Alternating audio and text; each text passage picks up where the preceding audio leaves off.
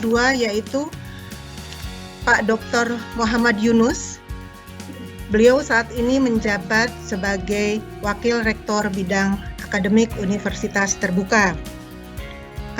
Sebelum pemaparan beliau, izinkan saya untuk menyampaikan biodata singkat dari beliau. Pak Muhammad Yunus lahir di Cirebon tahun 1965.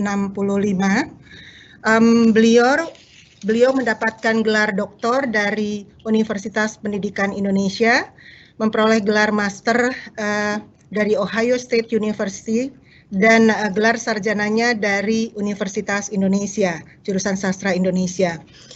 Beliau sebelumnya pernah menjabat menjadi Wakil Rektor 4, kemudian KLP Bausi di Universitas Terbuka, kemudian juga pernah menjadi Wakil Dekan 1, 2, 3 FKIP Universitas Terbuka, dan pernah menjadi Kepala UPBJJ UT Bogor. Masih banyak lagi pengalaman beliau. Untuk mempersingkat waktu, kami persilahkan kepada Pak Yunus untuk memaparkan materinya. Kami persilahkan, dan judul dari topik yang akan disajikan adalah pendidikan jarak jauh, Beyond on the Wall. Silakan, Pak Yunus.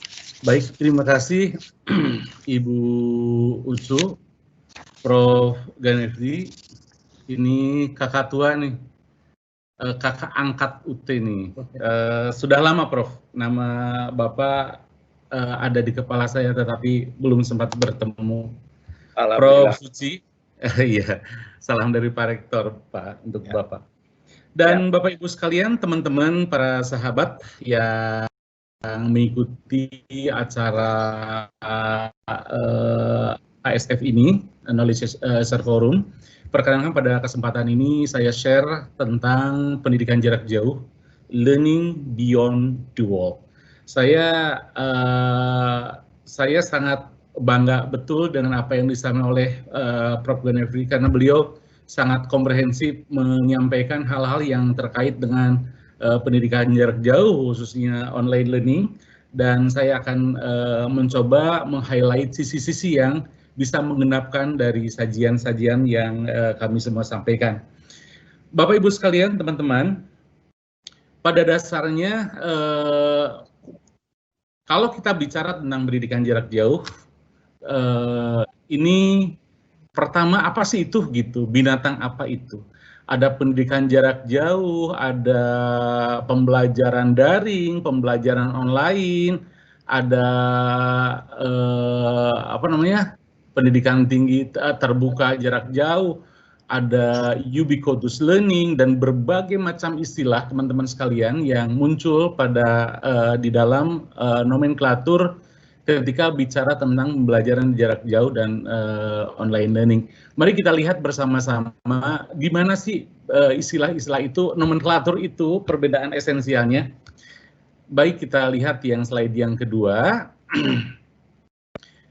Kalau kita bicara tentang distance learning, pendidikan jarak jauh, Bapak Ibu sekalian, pendidikan jarak jauh itu beda dengan, tidak persis sama dengan open learning atau pendidikan yang terbuka. Dan kalau kita bicara open learning, itu juga tidak persis sama dengan distance learning. Distance learning jauh lebih besar pada open learning. Dan kalau kita bicara online learning, dia adalah salah satu bagian saja dari moda pembelajaran yang berada di dalam distance learning, teman-teman sekalian. Open distance learning atau pendidikan tinggi terbuka jarak jauh, UT itu disebutnya perguruan tinggi terbuka jarak jauh. Kenapa perguruan tinggi? Karena peserta didik di UT adalah mereka yang sudah lulus SLT atau yang sederajat dan sebagainya gitu ya. Kenapa terbuka? Terbuka karena untuk mengikuti pendidikan di UT, teman-teman sekalian, di PTTJ, di Open and Distance Learning, seperti di UT, itu tidak terikat oleh usia. Usia berapapun boleh lulus sepanjang dia selesai SLTA, karena ini pendidikan tinggi. Kemudian yang kedua, tidak ada pembatasan gender. Yang ketiga, pembatasan tahun lulus ijazah itu kapan juga tidak ada. Itulah openness-nya dari PTJJ yang diselenggarakan oleh UT misalnya ya. Kemudian juga mahasiswa tidak dibatasi kapan mereka akan mengakhiri studi bergelarnya. Kalau dia ngambil program bergelar, apakah untuk S1-nya mau 4 tahun, mau 6 tahun, mau 8 tahun, 10 tahun. Di UT kan tidak ada istilah drop out, tetapi UT menyediakan. Bagi mereka yang ingin lulus tepat waktu sesuai dengan rencana 8 semester, 10 semester, UT menyediakan juga program-program yang bisa membantu mahasiswa untuk menyelesaikan studinya dengan tepat waktu ya. Dan mereka kapan bisa berhenti, kapan bisa masuk lagi dan seterusnya. Begitu pula kaitannya dengan masalah substansi, masalah bahan dan sebagainya. Itu kita juga memiliki pendidikan tinggi terbuka jarak jauh, memiliki berbagai bahan ajar, baik yang dirancang sendiri, tetapi juga bahan-bahan yang bisa dimanfaatkan oleh para mahasiswa dan para tutor di dalam pembelajaran yang sangat tersebar di berbagai sumber digital, di YouTube, kemudian di program-program lain, termasuk di yang bisa kita manfaatkan dari berbagai search engine. Nah, Bapak Ibu sekalian, teman-teman, tetapi cirinya yang namanya pendidikan jarak jauh itu, teman-teman sekalian, adalah esensinya ada keterpisahan jarak antara peserta didik dengan pendidiknya. Apakah jarak itu dari sisi tempat atau jarak itu dari sisi waktu dan sebagainya dan sebagainya. Lanjut. Baik Bapak Ibu sekalian, nah ketika kita bicara tentang pendidikan jarak jauh, Bapak dan Ibu sekalian, teman-teman, itu bisa dibedakan dari sisi leveling, bisa dalam bentuk satu lembaga, satu perguruan tinggi itu menyelenggarakan layanan pendidikan sepenuhnya itu dengan jarak jauh.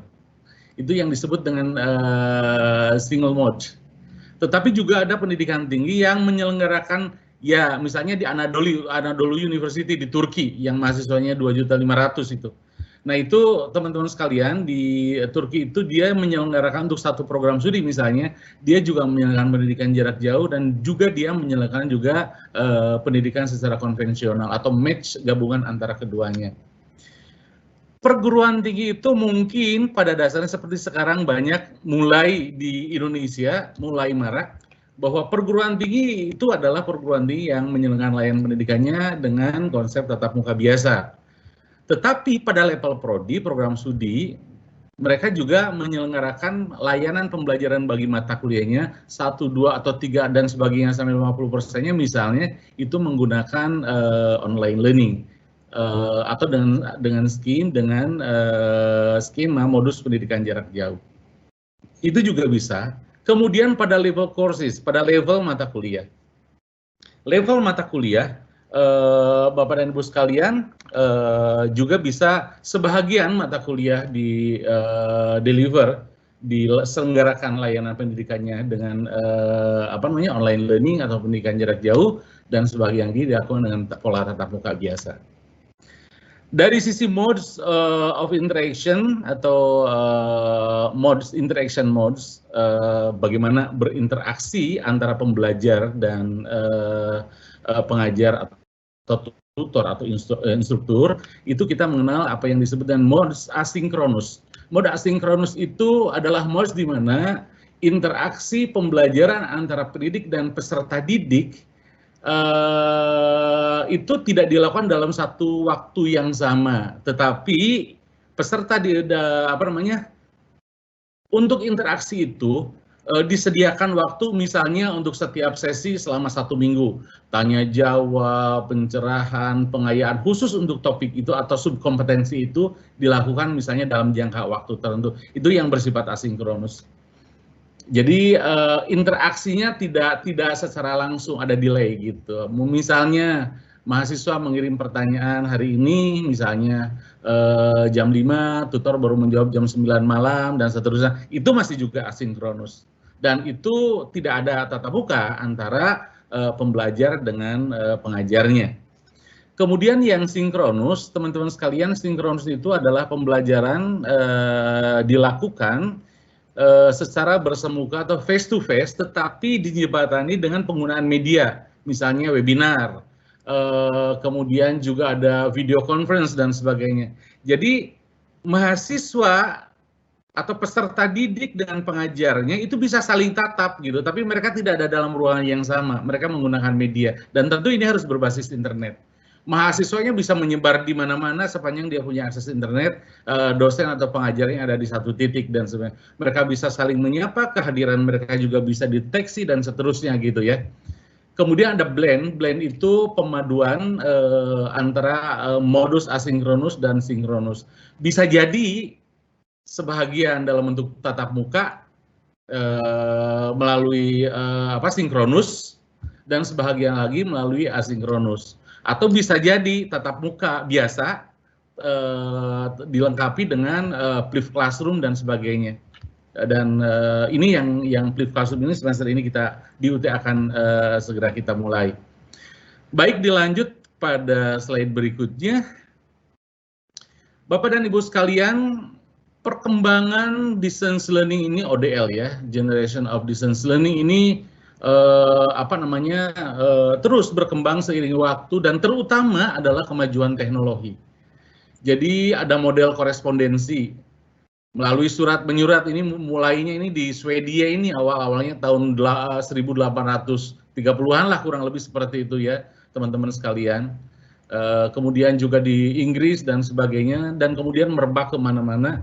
Awalnya memang kalau di Amerika itu untuk kebutuhan pendidikan para tentara yang nggak pulang-pulang ke rumah itu, kemudian juga untuk segera mengupdate, merenewal kemampuan para pekerja, dan seterusnya. Ini korespondensi di Indonesia itu dulu pernah dilakukan melalui Pusat Pendidikan Pengembangan Tenaga Guru yang berpusat di Bandung, itu korespondensi.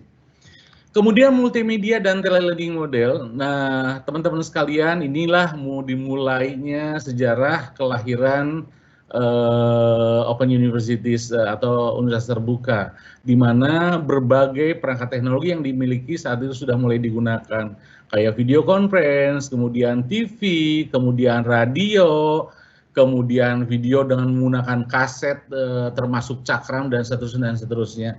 Kemudian flexible learning, intelligent flexible learning model.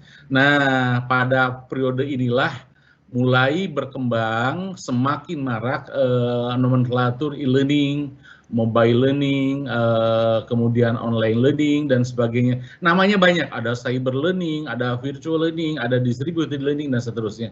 Banyak sekali nama-nama yang digunakan di sini. Jadi teman-teman, pada fase ini, internet sudah menjadi baseline, sudah menjadi basis interaksi di dalam pembelajaran, interaksi antara para mahasiswa dengan sesama mahasiswa, mahasiswa dengan tutor, atau dan dengan pengajar.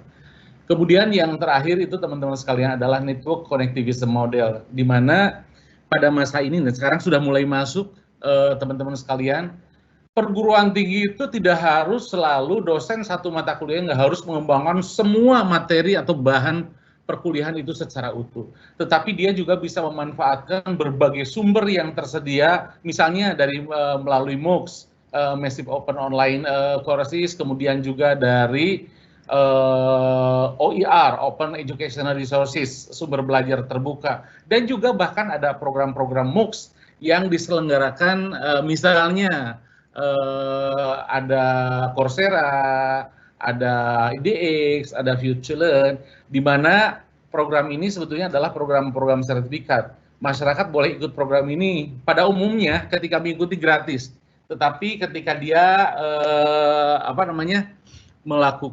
ingin diuji, mendapatkan sertifikat dan sebagainya, dia baru bayar. Ini berupa credential program ya, serpihan program, tetapi di dalamnya mengandung sejumlah subkompetensi. Jadi teman-teman sekalian, di UT itu yang sedang dipersiapkan misalnya adalah yang namanya MOOCs yang bersifat credit earning, di mana program-program sertifikat itu bisa diambil oleh masyarakat. Kalau dia serius mau kuliah, dia bisa dialih kreditkan untuk mata kuliah tertentu yang relevan. Jadi sejumlah program MOOCs yang berada dalam satu kompetensi yang sama, itu nanti bisa dihargai dengan satu atau lebih mungkin mata kuliah yang relevan. Lanjut.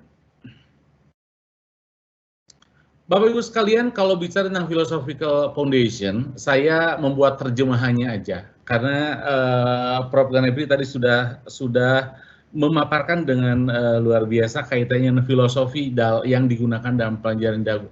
Ada progressivism, ada humanism, kemudian juga mungkin kalau teman-teman menengok ke filosofi pendidikan itu ada juga perennialism dan berbagai hal yang digunakan untuk mengklaster pemikiran-pemikiran yang terkait dan mendasari bagaimana pendidikan itu dilaksanakan. Nah, Bapak Ibu sekalian dan teman-teman sekalian, sebetulnya fondasi filosofi dari pendidikan jarak jauh itu yang pertama adalah bahwa pendidikan adalah hak segenap warga negara Indonesia. Mengingat di berbagai belahan dunia masih sangat banyak, terutama negara-negara berkembang dan berkemampuan ekonomi yang belum terlalu tinggi, itu yang masyarakat tidak bisa memiliki akses kepada pendidikan tinggi karena jauh jaraknya, kemudian karena biayanya yang tidak bisa dijangkau oleh semua orang, dan seterusnya, dan seterusnya. Sehingga pada waktu itu UNESCO, saya lupa pada tahun awal 90-an, mencanangkan di Dakar itu apa yang disebut dengan EFA, yaitu Education for All. Education for All, di mana pendidikan adalah hak segenap manusia, yang harusnya bisa diakses oleh semuanya, dan pemerintah sebagaimana disebutkan dalam undang-undang bahwa pendidikan rakyat Indonesia itu menjadi tanggung jawab pemerintah untuk menyelenggarakannya. Nah, UT didirikan oleh pemerintah memang sengaja dalam bentuk pendidikan jarak jauh. Mengapa? 84 ya pada saat itu. Karena awal 80 itu kan terjadi baby boom, kelahiran bayi yang luar biasa. Sehingga pada saat itu terpikir, masalah kelahiran bayi itu kan implikasinya bukan hanya masalah sandang, bukan hanya masalah pangan, bukan hanya masalah papan, tetapi juga pendidikan. Salah satunya adalah pendidikan tinggi. Gimana caranya masyarakat Indonesia yang tersebar dari kota besar sampai pelosok dan gunung-gunung, pinggir laut dan sebagainya, bahkan di luar negeri, dapat mengenyam pendidikan tinggi tanpa terkendala oleh waktu, biaya yang mahal dan seterusnya. Nah, karena itu didirikanlah yang namanya Universitas Terbuka, yang memang dirancang secara khusus penyelenggaraan layanan pendidikannya dengan sistem pendidikan terbuka dan jarak jauh. Nah, yang kedua, equity, keadilan. Gimana mungkin? Gimana mungkin? Karena pendidikan itu adalah kemiskinan yang paling susah diberantas adalah kemiskinan struktural. Salah satu upaya memberantas kemiskinan struktural itu adalah dengan pendidikan. Nah, tapi gimana mungkin kalau pendidikan itu mahal, harus datang dan meninggalkan tempat yang jauh ke satu titik yang belum tentu punya biaya untuk mengikuti dan sebagainya, itu bisa diakses oleh semua orang. Nah, oleh karena itu, dengan memperhatikan masalah equity itu, maka Bapak dan Ibu sekalian, teman-teman sekalian, dibangunlah yang namanya pendidikan jarak jauh. Kemudian lifelong learning, bahwa pembelajaran itu, zaman itu begitu cepat berubah. Dan orang harus selalu mengupdate, memperbaharui dirinya, agar dia bisa bukan hanya menyikapi dinamika, tetapi juga mengantisipasi apa yang akan terjadi pada masa yang akan datang. Termasuk masalah di pekerjaan. Apa yang dulu dikerjakan oleh banyak orang, sekarang hanya bisa dikerjakan oleh beberapa gelintir orang dengan bantuan mesin dan sebagainya. Nah, oleh karena itu, segenap warga negara Indonesia khususnya atau manusia dunia pada umumnya harus selalu mampu dan punya peluang untuk mengupdate kemampuannya sepanjang waktu. Ada orang yang memang bisa belajar sendiri, tetapi kita tahu bahwa tidak semua orang memiliki kemampuan dan kesanggupan untuk belajar sendiri. Oleh karena itu, bagi yang sudah bekerja dan sebagainya, dan bagi semua kita, kemampuan untuk belajar dan mengupdate, memperbaharui wawasan, keterampilan, pengetahuan, dan sebagainya, itu sesuatu yang nggak bisa terelakkan pada zaman gini. Oleh karena itu, prinsip lifelong learning inilah yang melandasi mengapa kan nggak mungkin orang tiap mengupdate pengetahuannya harus kuliah lagi seperti biasa dan seterusnya. Oleh karena itu pula, untuk mewujudkan ini, maka akses, bagaimana caranya supaya masyarakat bisa akses mengikuti pendidikan tinggi itu. Openness itu artinya tidak terkendala, tidak terrestriksi, tidak dibatasi oleh masalah usia. Toh yang berkembang itu bukan hanya anak-anak yang berlulusan SLK, yang sudah bekerja dia juga ingin kuliah, mengupdate diri dan sebagainya. Karena itu salah satu konsep yang melandasi PJJ adalah apa yang disebut dengan openness. Dan yang ketiga adalah affordability. Artinya keterjangkauan secara ekonomi, di mana masyarakat dengan ekonomi terbatas pun bisa mengikuti pendidikan tinggi. Lanjut. Pada dasarnya, prinsip pembelajaran untuk distance learning, untuk pendidikan jarak jauh, dengan konvensional nggak jauh berbeda. Jadi semua prinsip-prinsip pembelajaran itu bisa diterapkan dari yang tatap muka itu ke dalam distance learning. Prinsipnya satu, learning itu, teaching itu hanya bermakna jika menciptakan atau mendorong atau membuat atau bisa menjadikan mahasiswa itu learning, belajar. Nah, learning itu terjadi karena ada interaction. Jadi interaction itu merupakan core dari yang namanya instruction, pembelajaran. Melalui interaksi itu akan terbangun yang namanya student learning experiences.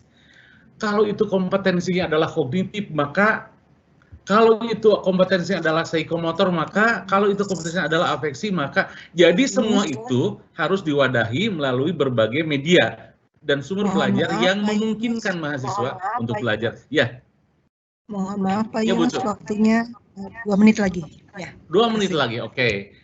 Nah, kita ambil beberapa teori yang prominent dari waktu ke waktu, yaitu behaviorism, yang kemudian sebetulnya yang lebih pasnya itu adalah cognitive behaviorism, kemudian ada yang namanya constructivism, dan connectivism. Kakak adik lah dengan tadi apa yang disampaikan oleh Prof. Ganepri yang terkait dengan sibernetika. Jadi connectivism itu artinya bahan informasi zaman sekarang itu begitu banyak dan sebagainya. Tinggal bagaimana caranya mahasiswa itu punya keterampilan dilatih untuk search, untuk mencari informasi itu, untuk memilih informasi itu, untuk mengorganize organisasi itu, dan pada akhirnya informasi atau knowledge, pengetahuan dan sebagainya itu menjadi skemata, membangun skemata di dalam dirinya. Nah, teman-teman sekalian, baik itu di tatap muka atau di pendidikan jarak jauh, maka prinsip-prinsip pendidikan itu menerapkan yang namanya pedagogi andragogi. Semakin dewasa, semakin matang seorang, maka prinsip andragogi tentu itu yang lebih pas untuk diterapkan. Selanjutnya, ngebut, ya. Nah, ini ada interaksi dalam pembelajaran. Jadi sama di dalam pendidikan jarak jauh juga harus ada interaksi antara peserta didik dengan peserta didik dengan pengajar atau disebutnya juga kadang-kadang tutor, peserta didik dengan materi yang kalau di UT disebutnya bahan ajar dan sebagainya, dan juga interaksi dengan sistem. Sistem itu bagaimana dia bisa memanfaatkan mesin dan sebagainya untuk bisa mengikuti pembelajaran. Pengajar dan peserta didik dan pengajar berinteraksi memunculkan teaching expressions, yaitu suatu perasaan di mana dia berada dalam rangkaian pembelajaran yang sistematik yang sudah dirancang sedemikian rupa.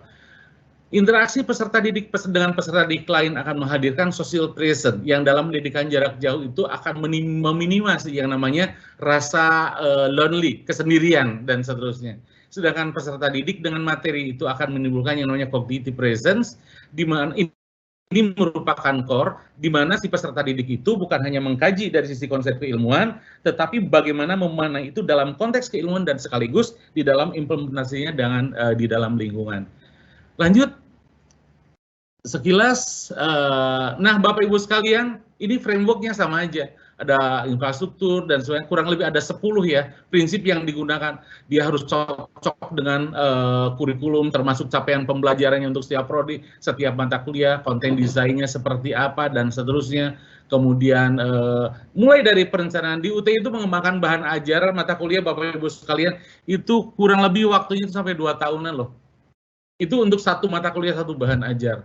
Jadi teman-teman sekalian, hal-hal yang terkait seperti ini dan juga dalam tutorial, ketika tutorial itu dilakukan maka ada standar yang namanya perencanaan, kita menyebutnya key tutorial, ada bahan tutorial dan sebagainya yang terstandar, tetapi tentu saja terbuka untuk untuk disesuaikan dengan keadaan yang terbaru. Lanjut. Terima kasih banyak. Itu saja Ibu Wisudawa dan Ibu sekalian, teman-teman sekalian, karena keterbatasan waktu saya tidak bisa mengelaborate semuanya. Terima kasih. Ya, terima kasih Pak Yunus, pemaparan yang sangat padat, lengkap ya terkait dengan pendidikan jarak jauh, juga pengalaman-pengalaman yang dialami oleh Universitas Terbuka. Jadi dari paparan Bapak dapat dinyatakan bahwa distance learning itu berbeda dengan open learning ya Pak. Kemudian juga fondasi PJJ itu diantaranya education for all, bahwa setiap orang, setiap manusia itu berhak untuk mendapatkan pendidikan, kemudian memperoleh keadilan untuk mendapatkan pendidikan, dan manusia itu berhak untuk mendapatkan kesempatan mengupdate pengetahuan maupun wawasan dan keterampilannya. Terima kasih banyak Pak Yunus atas paparannya.